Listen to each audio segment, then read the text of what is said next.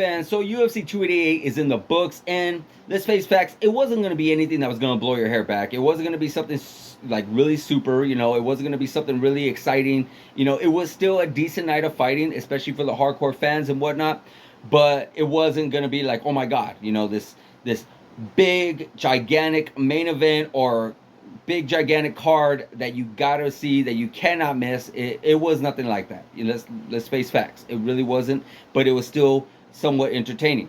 You know, I think we are a little bit spoiled from the fact that we've had some crazy entertaining fights this year already. You know, with that Glover Teixeira versus Jamal Hill, that big main event with Makhachev versus Volkanovski, the return of John Jones, the great fight with Leon Edwards and Kamaru Usman, and of course that crazy knockout with Izzy and Alex Pereira. So yeah, it's been quite busy year for the UFC, and it's been fun. You know, we've been seeing a lot of great fun matchups and such. But you know, this one was a little bit more slower and a little bit more steady, and still in some small way to deliver. So let's go ahead and let's break this down. We got Gilbert Burns versus Bilal Muhammad.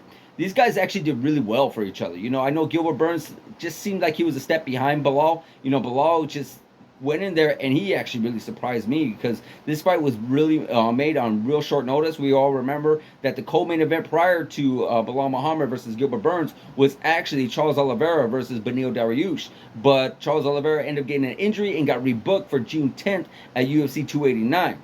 So now they were able to scramble up and get Gilbert Burns versus Bilal Muhammad in the co-main event in a 5-round fight. Now, Gilbert Burns had already fought. You know, Gilbert Burns fought in the first week of April against Jorge Masvidal and won a pretty much easy unanimous decision. And it wasn't like super easy for him. That's, you know, like Jorge Masvidal still is no punk, even though he has struggled a little bit with styles and such, but he still gave Gilbert Burns a little bit more of a tougher challenge, but still, nonetheless, Gilbert Burns was able to edge that victory out, no problem. But with that being said, he had some struggles and he had some difficulties going against a guy, Bilal Muhammad, who has not fought since probably October, if I'm actually remembering correctly. You know, he fought against Sean Brady and pretty much ended him really easy, relatively easy. And then he's been campaigning for that title shot. You know, he was at really had some back and forth words with Colby Covington, who was pretty much that number one contender, going after Leon Edwards. We are not sure when that fight's going to take place. We've heard from Dana White saying that they're not going to wait very long, that Colby Covington and Leon Edwards fight is going to be happening. We're feeling relatively soon, but we just do not know. But this was for the number one contendership, and Bilal Muhammad just so happened to win that number one contendership. Bilal Muhammad was just a step forward, a step ahead of Gilbert Burns. You know, Gilbert Burns, he looked like he was good. Gilbert Burns definitely is one tough SOB. But Bilal Muhammad, just with his wrestling defense, with his wrestling takedowns, with some of his great striking, you know, he really impressed me. I believe the guy is on Ramadan because he is a Muslim and such. And, you know, he's doing a lot of fasting. I realize, I don't know the details on regarding what they do around this time of year. I know it's from where like April and May.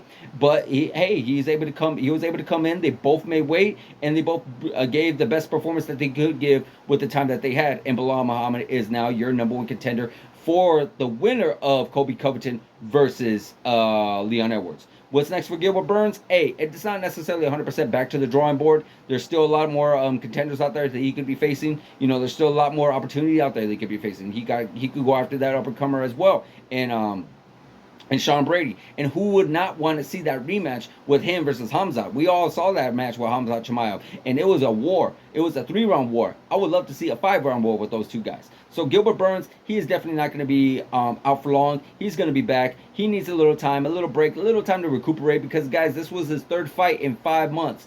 That's unheard of. Most people have 2 fights in a year. This is his 3rd fight in 5 months. Good God. You know, let's give this guy a little bit of a break. So, you know, that's what's next. That was for the co-main event. As for your main event, we had ourselves Aljamain Sterling pretty much putting on his championship belt on the line against Henry Cejudo, the return of Henry Cejudo, Triple C. The the fight pretty much went how I felt like it was going to go. It was going to be a very slow fight. It was going to be a very high grappling fight. You know, these guys are going to test each other's grappling out. You know, you got Henry Cejudo, who is an Olympic gold medalist. You got Aljamain Sterling, who's pretty much the human backpack. And yeah, these guys went for takedowns after takedowns. They stopped each other's takedowns. They were able to get some of their takedowns. Someone was even able to get some of the submissions. Some of the striking was a little bit good. It was a well-rounded fight. It wasn't something that's going to blow your hair back, but it was still very entertaining. Aljamain Sterling's size was just a little bit too much for Henry. Henry was just still really pretty much on the outside majority of the time, and Aljamain Sterling was able to use some of his kicks. You know, use some of those calf kicks, use some of those body kicks, use some of his long punches, his long reach, and he pretty much utilized a lot of it, and it was able to stop a lot of Henry Cejudo's momentum. And he was able to get some submissions in, but you can't knock out Henry Cejudo either, because Henry Cejudo was able to take down Aljamain more than a couple of times, and very few people have been able to actually do that. Same thing with Aljamain. Not very many people were able to take down Henry Cejudo, but he was able to do that. So it was a very evenly very even contest match. You know, these guys went back and forth with each other. It was, even though it wasn't something to be crazy, something to be really like blow your hair back or anything, but it was still very good. A very, very good high technical matchup.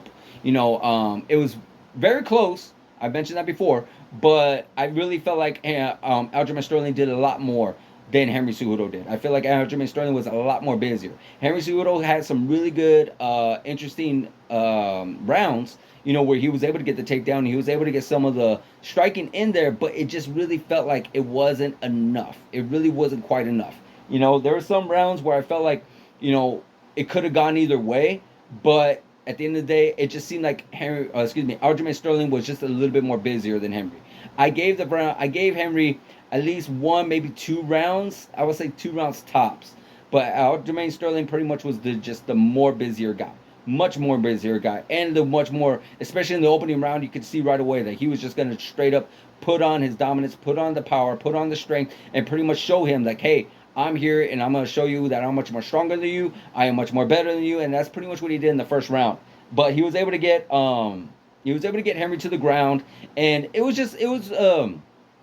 very difficult for Henry because of his size. You know, we know Henry, he is not the biggest guy. He was not the has the longest reach, so it just felt like he was almost frustrated with the fact that he could not get in there and be able to utilize some of his strengths, because we know Henry Cejudo can hit hard. We've seen him knock out some guys, and we've seen him he was able to take the Aljamain down, and he was able to get him to the fence, and he was able to utilize some of those submission skills, but it really, you know, a lot of the stuff ended up happening later on in the round where, you know, they had pretty much the bell rang, and they pretty much had to restart in the next round. So with that being said, yeah, both guys should be very proud of themselves, but at the end of the day, the right man won, and I do feel like Aljamain Sterling did win. Now, we know what happened, if you guys haven't seen it, that Sean O'Malley pretty much right away is the #1 contender, and pretty much what they're targeting is for an August return for the Bantamweight Championship. Aljamain Sterling versus Sean O'Malley. They exchanged some words with each other. They're going back and forth with each other. It's going to be a very, very interesting fight and a very fun fight. I can't wait for that one. I'll break that one down to you guys as we get closer. Henry Cejudo, at the end of the day, he pretty much was very discouraged, and he was very upset at the fact that he lost, and he is not someone that likes losing. Of course, nobody really does. Nobody really is a big fan of losing, but it's been a while for Henry Cejudo since he actually had a loss. I think the last loss he had probably was against Demetrius Johnson, maybe. I can't remember. I have to look in the books for that one. But still, at the end of the day, you can't really knock it on Henry Cejudo. You can't really pretty much, you know, look at Henry and say like, oh man, you lost that one. It's like, hey, at the end of the day, he's been gone for 3 years. 3 years is a long time. It's a very long time to be away from the game, regardless of the fact that you're still in the gym, regardless of the fact that you're training other fighters, regardless of the fact that you keep yourself busy. It's still a very long time to be away from the cage, be away from fighting shape, be away from the crowd, be away from the cameras, be away from all that. Be away from all that. It's very difficult and very challenging, but at the end of the day, Henry Cejudo did very well. He said that he might retire. I don't feel like he is. I think right now he's just a little stuck in his emotions, a little stuck in his own head right now, and he just needs some time to, you know, digest this. And you never know. He is just one fight away from probably getting another rematch, because that's how close that fight was. The fight was actually really, really close. Really, really close.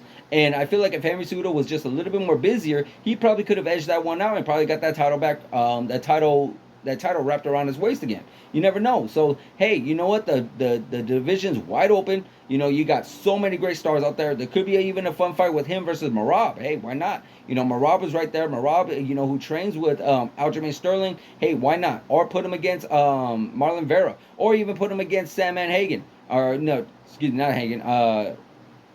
Corey Sandman. You know, yeah, Sandhagen. There you go. Jesus Christ, I'm drawing a blank on the name. But yeah, the Sandman. Why not put him up there against him? There's just so much fun fights you can do for Henry Cejudo.